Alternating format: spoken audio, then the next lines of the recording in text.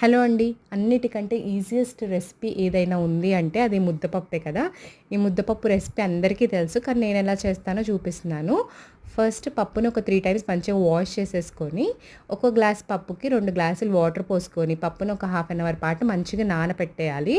నానపెట్టామనుకోండి పప్పు మంచిగా ఉడికిద్ది. Half an hour తర్వాత కుక్కర్ మూత పెట్టేసి ఒక 2 విజిల్స్ రానిచ్చామనుకోండి, 2 విజిల్స్‌కి పప్పు చూసారా ఎంత మెత్తగా ఉడికిపోయిందో. అండ్ నేను పప్పు ఉడికే ముందైతే ఉప్పు వేయను, పప్పు సరిగ్గా ఉడకదు అని. పప్పు ఉడికాక తర్వాత ఉప్పు వేస్తాను. టేస్ట్‌కి తగినంత ఉప్పు వేసుకొని మంచిగా కలిపేసుకోండి.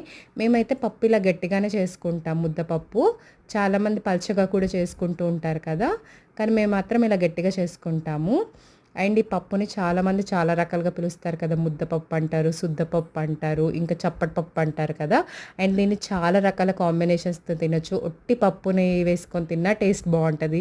దీంట్లో మామిడికాయ పచ్చడి కలుపుకొని తిన్నా బావుంటది. అండ్ రకరకాల పులుసులు చేసుకొని తిన్నా బావుంటది. అండ్ పచ్చి పులుసుతో కూడా ఈ కాంబినేషన్ బావుంటది. నేనైతే ముద్దపప్పు చేసినప్పుడల్లా ఫస్ట్ ఒక ముద్ద నెయ్యితో తింటాను. తర్వాత ఇంకో 2 ముద్దలు ఆవకాయతో తింటాను. తర్వాత పులుసు ఉంటే పులుసుతో తింటాము. మేమైతే ఇలా చేసుకుంటాం. మరి మీరు ఏ కాంబినేషన్స్ చేసుకుంటారో పప్పుకి కామెంట్ చేయండి.